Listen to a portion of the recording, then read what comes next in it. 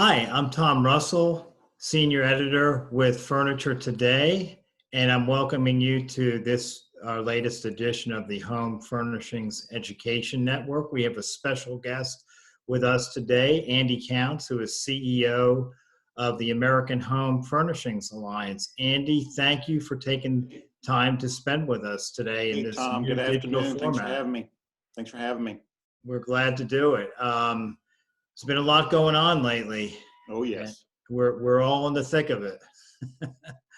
What I wanted to talk to you about today, Andy, is I believe it was Friday, April 3rd, there was a letter that was sent to Vice President Mike Pence from the American Home Furnishings Alliance, the Home Furnishings Association, and AHFA. And those three organizations came together and basically made some really excellent points about relating to the coronavirus situation that we're in. Could you tell us a little bit about that and kind of where it stands? Certainly. First, let me say I hope everyone watching is safe and healthy, and certainly challenging times we're going through, but soon we will awaken from this great pause and go back to work. And the purpose of the letter was really to lay the groundwork for that. We were hearing from members that they were getting conflicting information from states and local authorities on if they could operate or not. And, you know, you can certainly interpret the federal guidance from the Homeland Security that home furnishings are certainly essential. There's different categories that we could fit into, but certainly it's not clearly defined. And the purpose of the letter was just to reach out to Vice President Pence and his team and say, listen, you know, you're asking everybody to stay at home. That's essential to beating COVID-19, and home furnishings are essential to staying at home. So I think we lay out a good argument in the letter. It's great to partner with AHFA and AHFA and just come together and get the message out there to Pence. And hopefully we'll see some new guidance coming forth in the next week or so. Well, it was interesting to see the three associations come together on this. Had you been, how did that come about, Andy? It's great to see three major associations in the industry working on behalf of the industry, not individually, but together. How did this sort of come about? Well, you know, you may not see it on the surface all the time. We each have our own little micro environments and different memberships that we have to deal with, but we're constantly collaborating.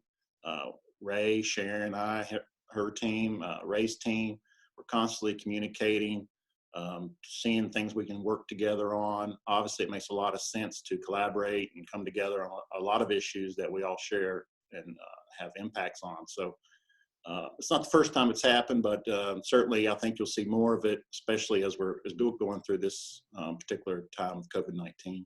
Yeah, we're in new territory here, Exactly. for sure. But essential businesses, there's been some, I guess, kind of big box stores and other retailers that have been deemed essential, but that also sell furniture as part of their mix. And it seems like, in just going over some of the elements that we reported on based on what was in the letter, there was a little bit of a concern on behalf of the, not just perhaps the smaller mom and pops and mid-sized retailers, but probably also the big retailers too, about, look, these folks are selling furniture as well. And what's the crux of the issue?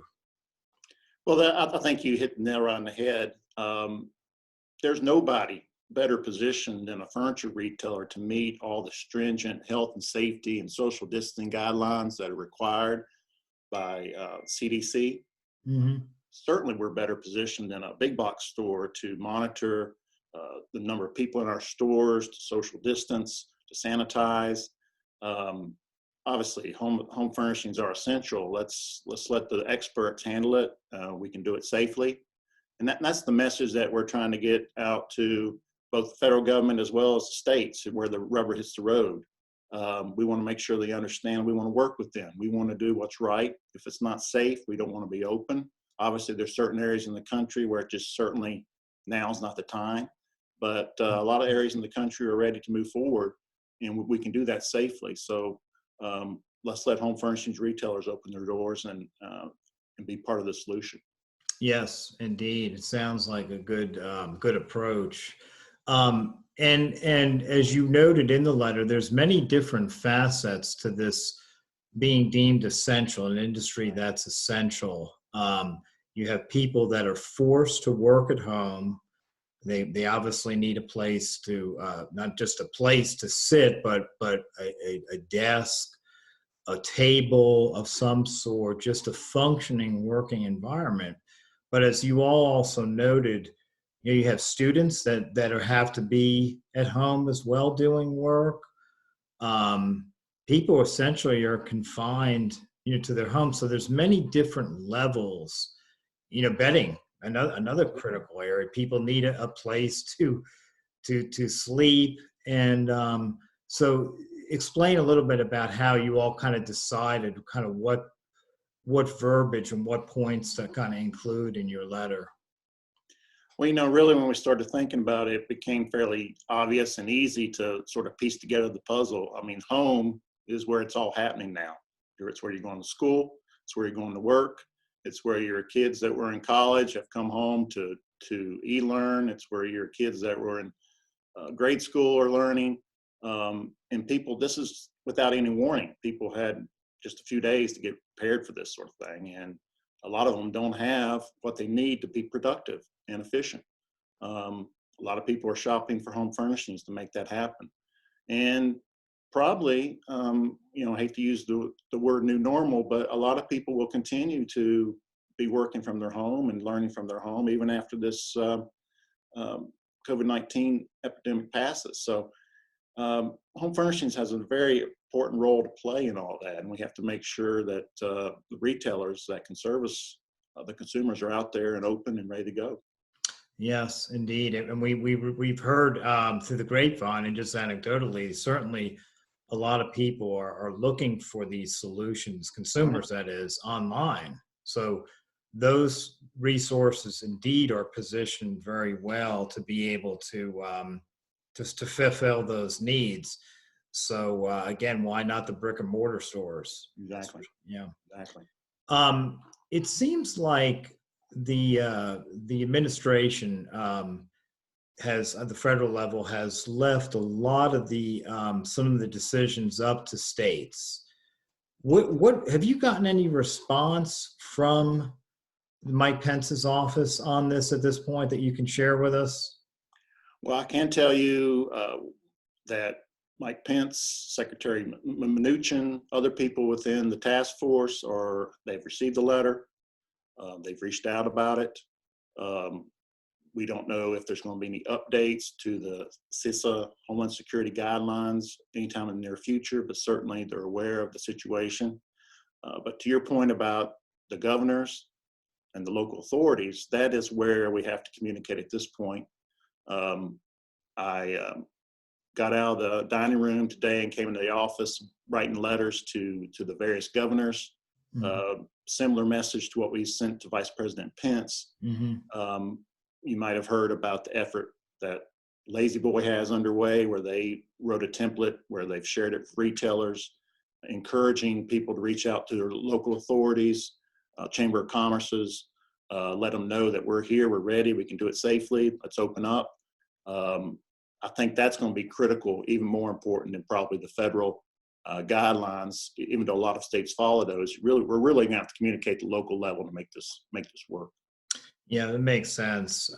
So it'll be interesting then to see what type of response that you get. And I guess some of the irony in this is that things will slowly open up. Lazy Boy on Monday just issued a filing in which they weren't very specific, but indicated there would be kind of some staggered openings. Yes. In other words, all the stores that were closed are not going to open all at once. It's going to be based on what the guidelines are, kind of state by state. But there was a strong indication that we would start to see some of those stores opening, and hopefully sooner versus later, where they'll be able to be some commerce taking place. It's my understanding, talking to Lazy Boy and other retailers, that if you reach out to your state and local governments and you explain the situation, they'll tell you, we're not here to impose martial law. We want to do what's right, what's safe for the community, for the citizens. And if you're able to meet certain guidelines and do it safely, by all means, we want you to be open and operate and be part of the solution. So I think that's a message that we're hearing from almost all the locals in the state. So hopefully that'll be we'll continue to get more of that momentum, and people will feel more comfortable operating in this environment. Well, I think we've all seen too, Andy, that while there are stay-at-home mandates, people are getting out and about, whether it's to go to a drive-through or to do some grocery shopping. And the places where they're going largely, whether it's a Food Lion or a Walmart or a Target or any type of store, maybe even a Big Lots, I don't know, which obviously now sells a lot of furniture. Yes. And has before, but now in a bigger way with Broyhill. They seem to have set a model for all the other brick and mortar stores, in that they're letting in limited numbers of people at a time. They're kind of keeping a tally account. They're keeping the social distancing guidelines of 6 feet apart. Right. And I'm guessing that a lot of home furnishings retailers would probably already be doing this same thing too, but the examples have been set in a lot of ways by the big box stores, because they're the ones that are open. So it seems like it wouldn't be too much difficulty to adhere for retailers to follow this model. There's no question that we're well suited and well positioned to meet all the stringent requirements. Certain states are limiting number of people per square feet. Certainly retailers can handle that. We can social distance, we can wear a mask, we can sanitize. We can check all the boxes. So I think it's critical that we learn from the best practices these other retailers have established and put them in practice in our stores. For sure. The AHFA also commissioned a survey recently, which I thought was interesting. We reported on that. You all sent us that information. We appreciate it. Relating to the work at home trends, and I think there were about 74% of U.S. professionals working at home, according to those findings and those statistics. What was it that intrigued you the most about that?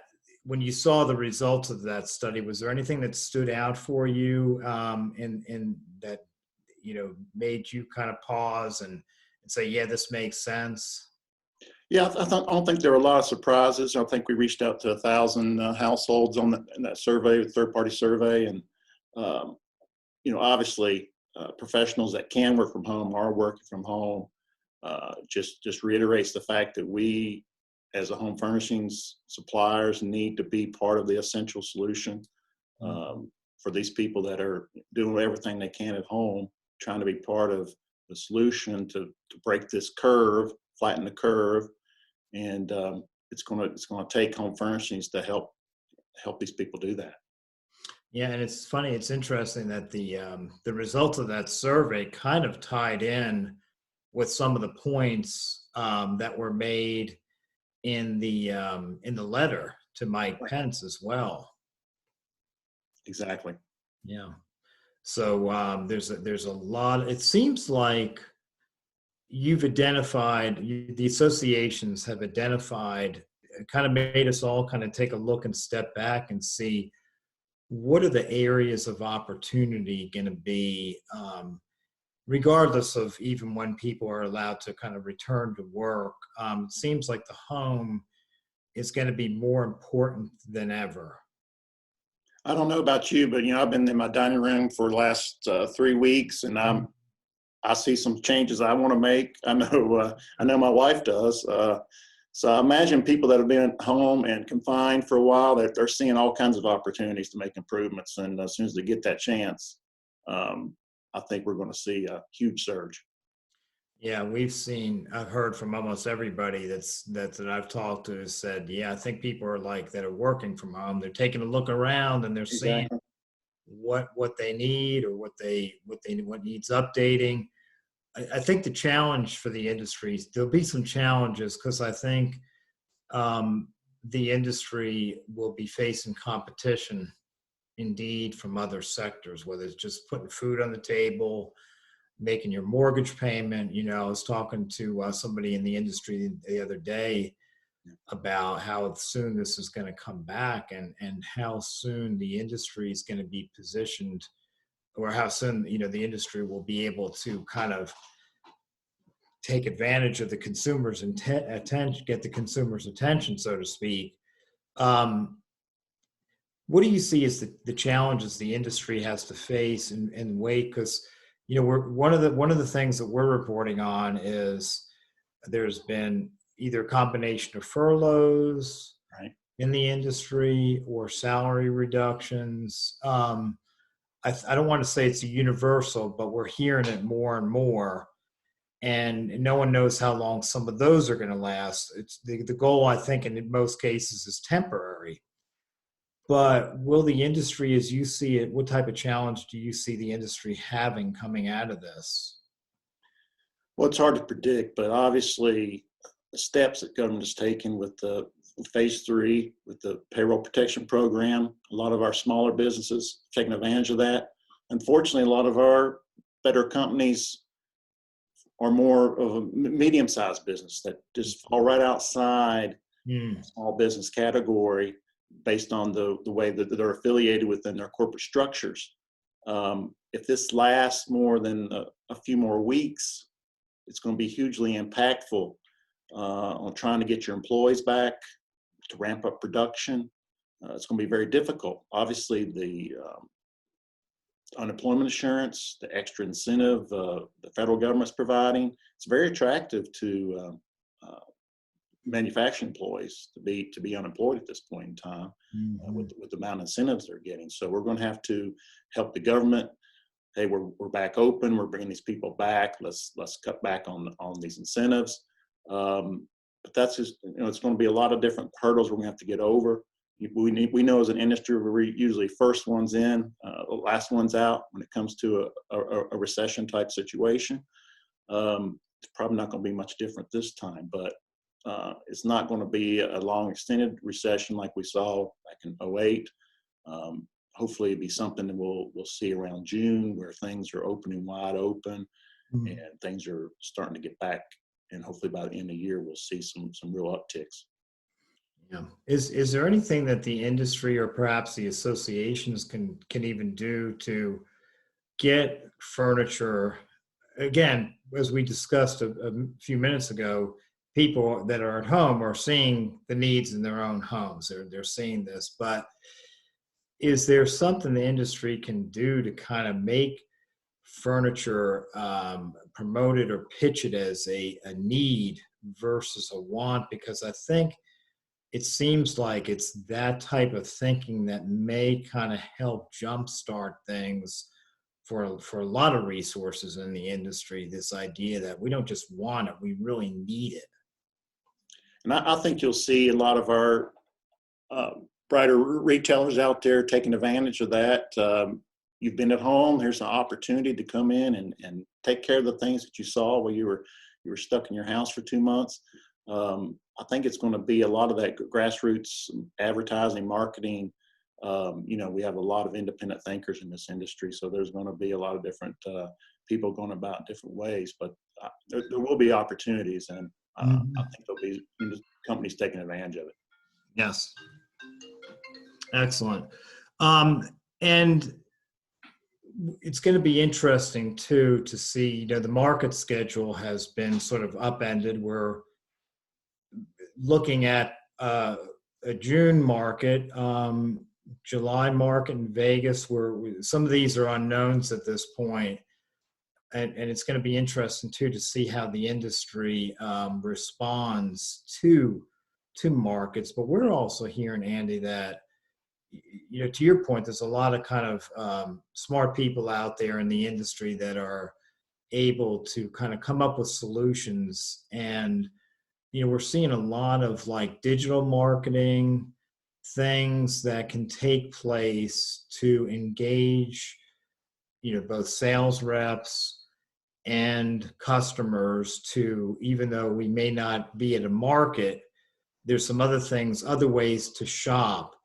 Any thoughts on that as it relates to the eventual rebound? Yeah, I think there'll be a lot of different approaches. Like you said, we're not sure what's going to happen to High Point in June.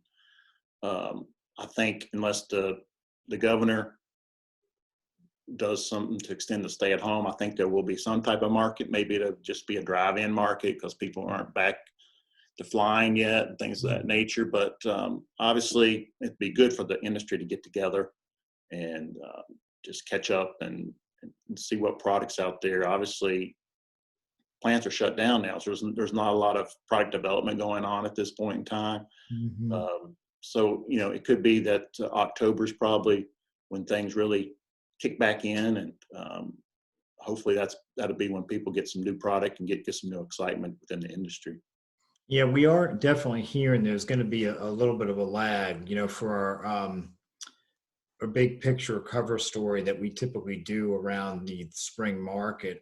We focused a lot on how our company is going to emerge from this, and it seems like there's going to be some different ways to accomplish that digitally. Meeting people on a much smaller scale. So it seems like, both, and the need, it seems like initially is going to be for a lot of inline goods versus new product. We know there's a lot of new product out there and people always get excited about that, but they may not be as excited right now about the brand new first time scene as much as just getting whatever they can. Are you hearing any of that? I'm hearing some of that. Obviously, it's a mixed bag right now. People are just trying to, okay, how do I get to tomorrow and keep my operations going, keep my people employed? But obviously, we will reopen soon, and you got to start thinking about how you're going to do that and how you're going to move forward. So these are all important questions.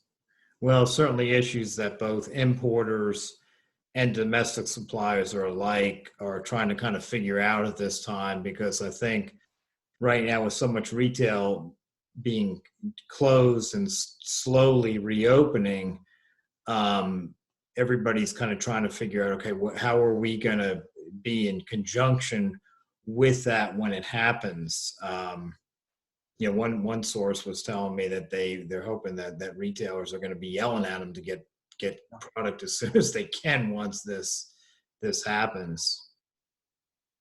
Yeah, that's what I'm hearing, because obviously we don't want the retailers to get too far ahead of us on the manufacturing side, but it's going to take a while for us to reopen, get back up, get the supply chain rolling again. So hopefully sooner the better. Are there any next steps that AHFA and the other associations are pursuing at this point that you could talk about yet? Well, again, we're going to focus on the essential nature of home furnishings. We're going to get letters out to the governors, to the local officials. We'll continue to track these best practices that other retailers are following, and maybe try to collaborate on how to communicate those to all of our retailers to make sure that they're well equipped. Obviously, you can't just open your doors in this environment. You've got to have the sanitation, you got to have the masks, you got to have everything in line so you can be ready to reopen. Mm-hmm. But obviously, things are still happening at Consumer Product Safety Commission. They're still doing recalls. They're still active. So we're still trying to track all the product safety things and keep the industry abreast of that going forward. So never a dull moment. No, and I know HFA is particularly attuned to the regulatory side of things. Any new developments there that are or has some of that stalled in this environment that we're in? Obviously, a lot of the meetings of the ASTM and CPSC have been delayed due to the shutdown. So, Yeah. but we expect it to ramp up quickly once things reopen. Yeah, certainly a lot of issues out there that we're covering, and you folks are keeping the industry apprised of as well. So thank you. We'll certainly keep you in the loop. Yeah, thank you. Well, Andy, this has been a great discussion. Lastly, are you going to be all reaching out to governors of all 50 states essentially, or how is that going to work? Yes. Okay. Yes, that makes sense. And I guess what you hear back will be based on their response. Yeah, and we'll certainly communicate that as we get more feedback. Yeah, well, we look forward to hearing more about this initiative. And again, thank you on behalf of the industry for all your efforts and the efforts of AHFA and IFRA combined. We look forward to hearing more about this as we go forward. Hey, Tom, thanks for your time. Take care. Stay healthy. Yeah, thank you, Andy, for being part of us. Again, we run the Home Furnishings Educational Network, and with Andy Counts, CEO of the American Home Furnishings Alliance. Thank you, Andy. Take care, everyone. Okay, thanks.